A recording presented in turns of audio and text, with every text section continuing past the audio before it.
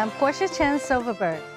I am a champion for women, immigrants, and community service. I was formerly the executive director of Thrive, the Alliance of Nonprofits for San Mateo County. I have come to know firsthand the importance of community engagement in living a fulfilling American dream. My new organization, You Belong Here Foundation, is leading a movement of inclusive sisterhood for immigrant women by providing resources, training, and community. In this new series, You Belong Here, we will highlight important women, immigrant women from all around the world. You will hear about their stories, their successes, challenges, and this fulfills my mission of bridging the gap between immigrant women and community services. So I hope you will be inspired by taking action, engage in new community dialogue, and feel a sense of wholehearted belonging. Let's get started by looking at some of our famous faces.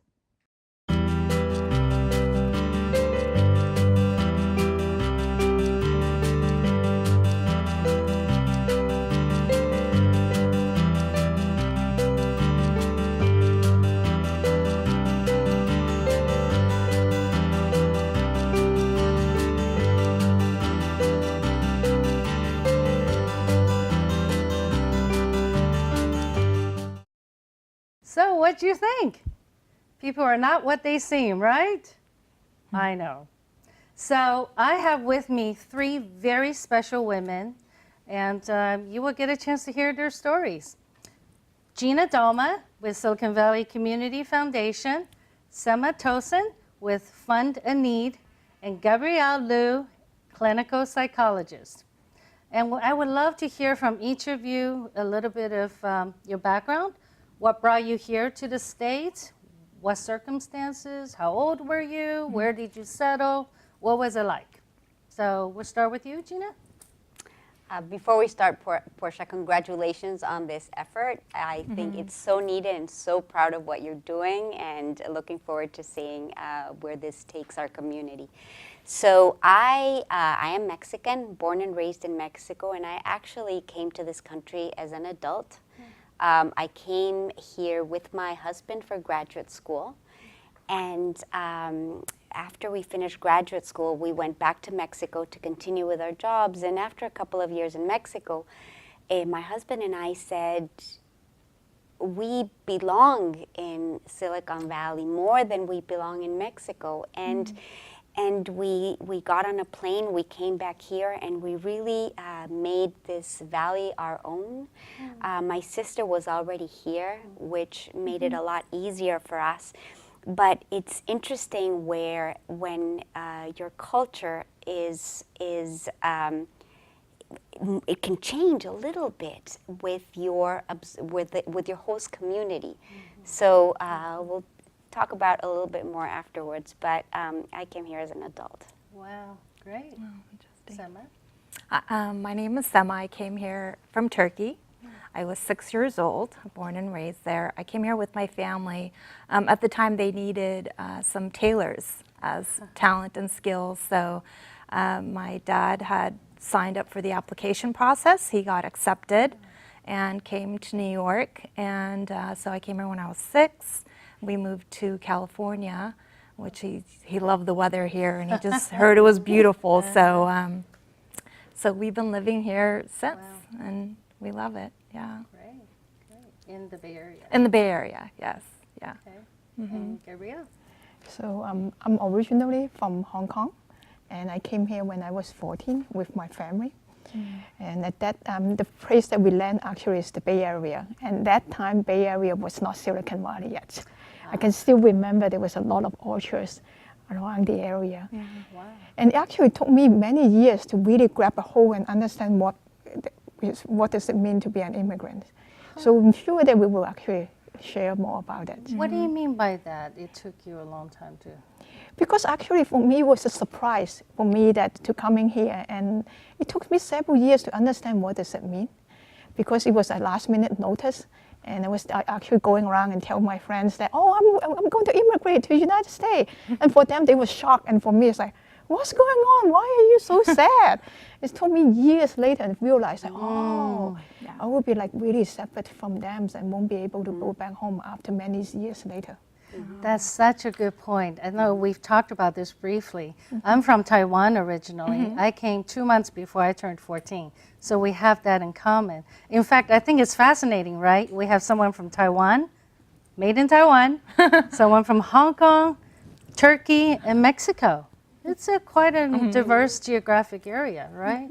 And I too, when my parents told me we were moving to the US, I had no idea what that meant, right? The first thing that jumped in my mind was, oh, yay, I get to meet Mickey Mouse, right? The power of the Disney company. So that was the first thing I thought. But for you, though, you were an adult. So it was a conscious choice. You actually wanted to come back. And what did your family think when you told them? So they were excited for me. They were excited for my future in the United States. But of course, it was painful for them. It was painful for me. And you know what happens, I think, or what happened to us is that we didn't feel very much at home in Mexico. We're Mexican, we're immigrant, so this is home, but there's a little of you not here. And so my sister, who's been an immigrant for longer than I have, she's like, I belong in myself is in an airplane because I'm neither from there nor am I from here. So I think it's this is home. But I'm a more complicated person, right? There's several parts of you, and several parts of me feel at home in Mexico. Several parts of me feel at home here.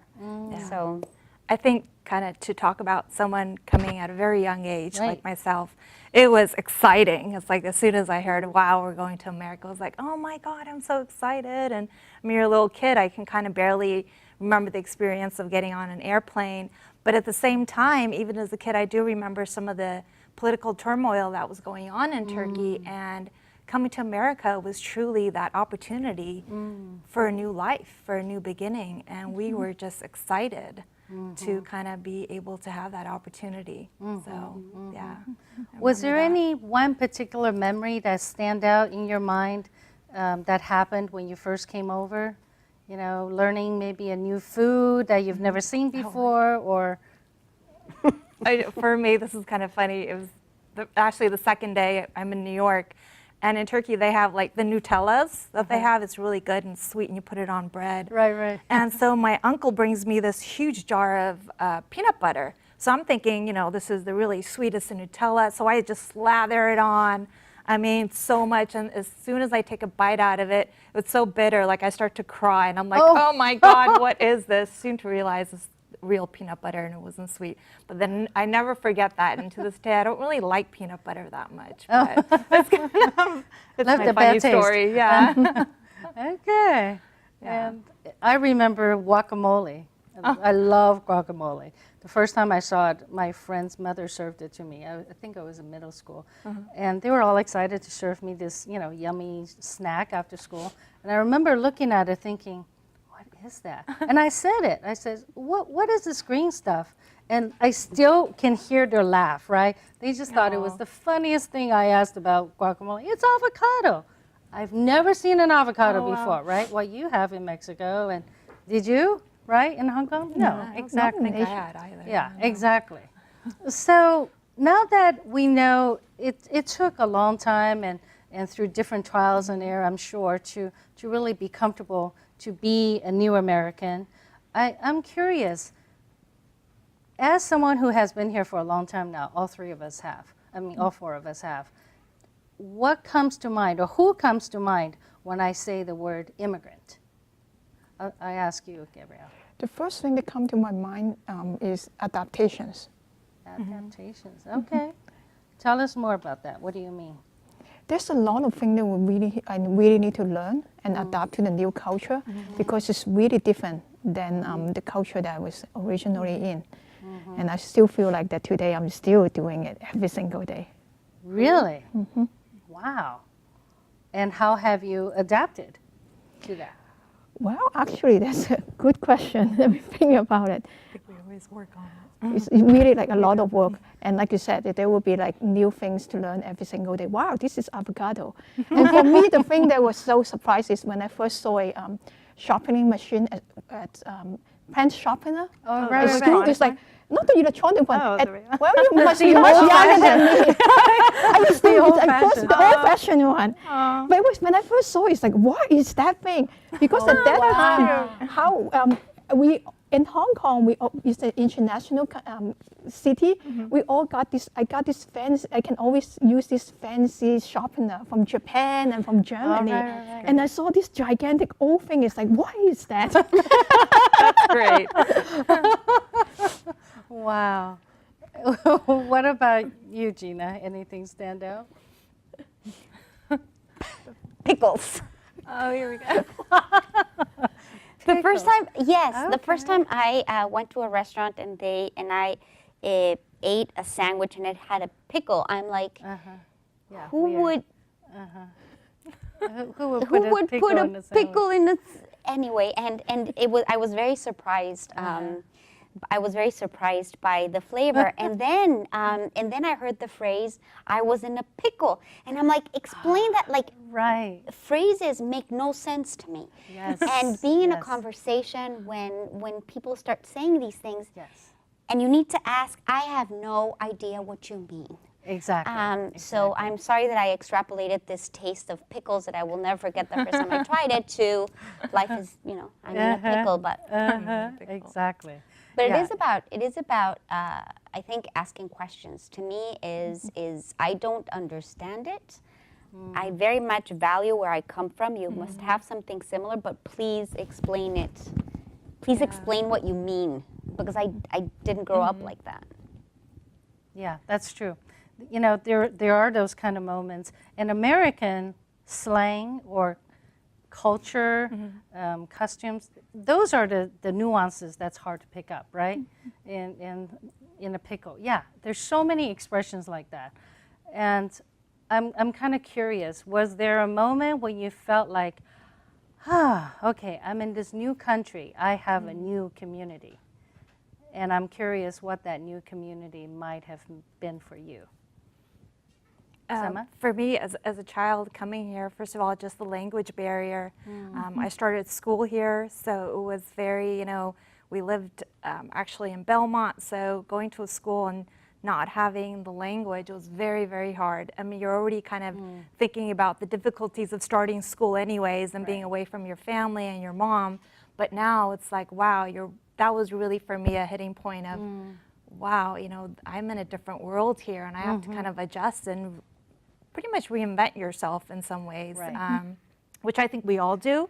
That's one thing that I think is really important is, as immigrants, we always have to really reinvent ourselves and grow and learn, and to be able to kind of get past those difficult times and challenges, and to be able to kind of sustain in that level and not feel like an outsider. But that was something that really hit home for me, like going, oh, okay, I have to learn the language and the culture, and Right. they had lunch boxes, and I wasn't cool because I had Superman. I was like the tomboy. I had Superman, and it was like, I went home crying because they made fun of me because it's a Superman lunchbox. But you kind of, it's bittersweet moments, but yeah, it's part of the learning process. It is, it is. Yeah. Now, Gina, did you speak English when you came already? I did not fluently. There were words that I did not understand, so it took me a little while. But I think that the hardest part is understanding the idioms, understanding what people mean, understanding the humor, right? Just being right, part right. of a conversation. Right, When right. when there's a different Yeah. different cultural norms. Right. Or sports, right? Did you understand football? Or I still don't understand. Hey, ask me about basketball or soccer. I have it down. But I do. Yeah, It's true. There's still things that, I mean, eventually you obviously adapted because here you are, very successful women. And I actually like to take us back to, what you're doing now in your day job. Tell us a little bit about that. So I serve as a special advisor to the CEO of Silicon Valley Community Foundation and vice president of government relations. So I manage our organization's public policy work. So it's doing advocacy at the state and federal level on issues that we care about, housing, education, immigration. It's such a privilege to work on issues around immigration, and the same at the federal level. So. What about you, Gabrielle? I am currently a clinical psychologist, having my own private practice in Menlo Park, mainly doing depth-oriented therapy. And prior to that, I have spoken to Patricia that I was actually an engineer in the Silicon Valley for about 15 years. Yes. Yeah, reinvention, huh? Yes. That took a lot of courage. Yeah. Yeah. What about you, Summer? My career actually is in banking and finance, but about a year and a half ago, I left my banking career and I started a nonprofit about 3 years ago. It's called Fund a Need. We help low-income seniors in San Mateo County. So we provide education, of course, resources, money, and goods. And I also own a restaurant in Burlingame. It's called Trapeze. I've had it for about 12 years. And Delicious. soon to add to my resume, I'm hopefully going to be getting my mortgage licensing so I can start to do loans and hopefully see a really bright future career with Home Services of America. So we're looking at that. And hopefully help other people achieve the American dream of being, purchasing their home. Yeah. So I'm excited. Okay. Speaking of American dream, Yeah. I'd love to hear your definition of American dream. Whoever would like to start. So to me, it's freedom. It's the ability to be free and not be scared. The pursuit of freedom, liberty, and justice is really something that is so unique to this country, and that I value so very much. So the American dream is to be able to have the three. I think for me, it's absolutely coming here and being able to be given that platform and the opportunity. It just kind of hit me as we're talking here, in Turkey, even to this day, I'm sure we probably couldn't have this type of conversation openly in public TV because there's still a lot of, oppression on that, people having freedom of speech. And, I never take it lightly or for granted the opportunity that we have here to be able to say and to be able to really, if you set your mind, you can achieve anything. And I'm living proof of that. My parents are living proof of that. And if I can motivate other people to do it, then, that in itself is an American dream to me. So I'm very happy to be here. Yeah. I will be honest is saying that, before I would not have followed what American dream is. So this is a great opportunity for me to just pause and think about it. And I think the one thing, both of you, what you share, I fully agree. And one thing I actually stand out is also how, you three women have started a nonprofit organization. And elsewhere in the earth, can we actually have places that will be given this kind of freedom and opportunity? Yeah. And that's the kind of things I really enjoy about America. Yeah. I agree. I think there's so many opportunities in America. To me, that's what American dream is, right? Is we all have the freedom and opportunities, most of us, right, have the opportunities to really pursue what we love to do. And if we work hard and, with the right ethics and some luck, we all can achieve our dream. And that's why I feel that it's so important to remind people that part of the American dream and part of our obligation as immigrant women is to give back. We work here, we live here, we play here. This is our community now, right? People might look at us because we're Asian and automatically assume we're immigrants. They may not look at you and think you're immigrant. They definitely won't think you're an immigrant by looking at you. But underneath it all, we really are all the same. And I think we all have the opportunity to give back. And it's really such a privilege to be able to find different ways to really serve and connect with the greater community and find common shared values, right? And I think it's really inspiring to hear that you started your own nonprofit. And I think we've had a conversation about how some immigrant community actually find it kind of hard to comprehend what it means to work for a nonprofit or to run a nonprofit. Right, Gina? So I've gotten the question of, and do you get paid? Exactly. And why would you do that? Exactly. Or why would you do that? Why would you do that? So do you have any suggestions, or what have been an answer that's been maybe satisfactory to people who ask?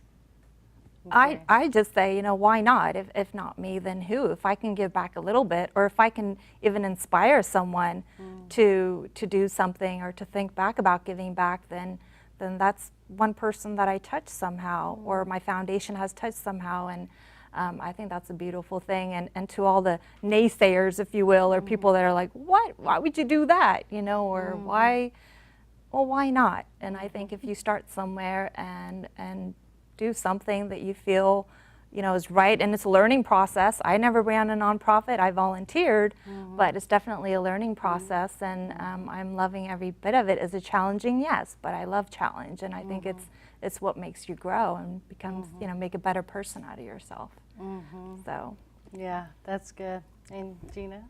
I take it as an opportunity to educate folks in terms of philanthropy, in terms of nonprofit work. When you come from Mexico, the philanthropic sector is not a force to be reckoned with. It's actually it really belongs in faith-based communities. Right. It really belongs as a family. There's charitable giving in terms of your network, your family, but I really take it as an opportunity of another of the great gifts that this country has. It has three very strong, I'm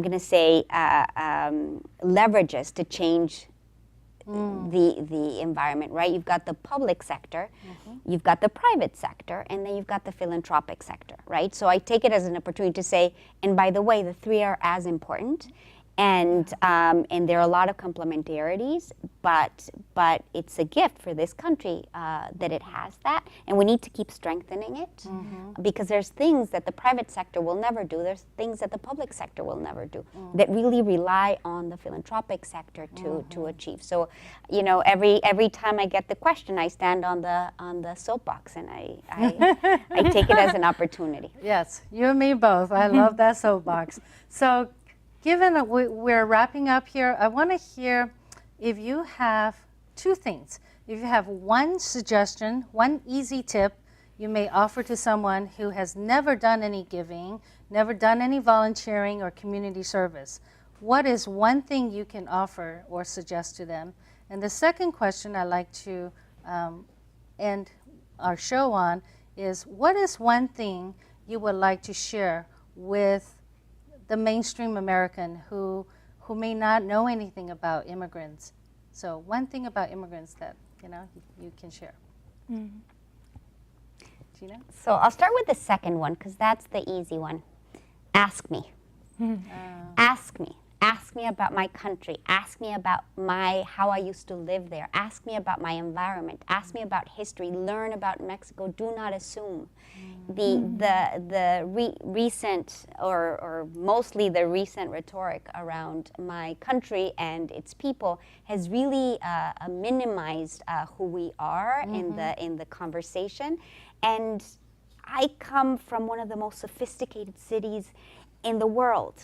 Ask me about it, right? Be curious. So I will say that. And the second, again, I've had the privilege through my work. I believe I am leading a purposeful life, and the philanthropic sector allows for that. I think many others do, but the philanthropic sector definitely. So be curious about it.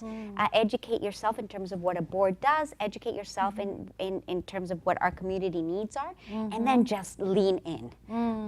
Become engaged. It's amazing to to live a purposeful life. It is. It is. It's a gift and a blessing. Yeah. What about you, Gabrielle? I agree with you that dialogue is really important. That having this dialogue and able to learn from each other, and learning also to hold tension between the difference between each other. That would be really important, especially given the seasons and the time that we are in. Yeah. Having a dialogue, open dialogue, would be really important. And the thing about the first question about the joining a community is just show up, and just keep showing up. And you are not alone in this. And look, you are free of non-profit organization here to choose from. That's right. Yes. Just show up. Thank Just you. to show up and try it. If there's something you don't like it, it's okay. Try another one. And I can tell you that you will not regret joining a community. Nice. Sema? I would say just get involved in your local community, maybe local government, if government is your thing, or a nonprofit. If you've never done anything in that sector, maybe go volunteer for, holidays are coming up, and or if you like kids, if you like seniors, there might be a sector that, and just becoming educated, and you'll probably end up loving it. That's how I started it, and that's what kind of inspired me. As far as what I would say, well, for me, it's kind of the opposite. People never think that I was born in another country or that I'm Turkish, so I'm always like very excited to tell them, no, I was actually not born here. I was born in Turkey. Well, so we always want to leave a show, keep them hanging on, keep them wanting more. I so would love to keep talking with you, and unfortunately we do have to wrap up. So I thank you all for showing up Thank you. and joining me in Good this luck. first show. Good luck to you. Thank you. Thank you. Thank you. Well, I am so happy you tuned in, and I really hope that you will come back. And I invite you to look out for future episodes. We have lots more important topics to cover. Check out our website, youbelongherefoundation.org. And if you're in the Bay Area, look out for face-to-face events coming up. Thanks for joining us. Look forward to seeing you again. And remember, you belong here. Whether you're dead, broke, or rich from inheritance, doesn't really matter, we're made of the same sediment. Whether you got a family or single parenting, or you're Asian, African, European, or American, whether you pray to God or atheist is irrelevant, cause what you got inside is the same as all your preference.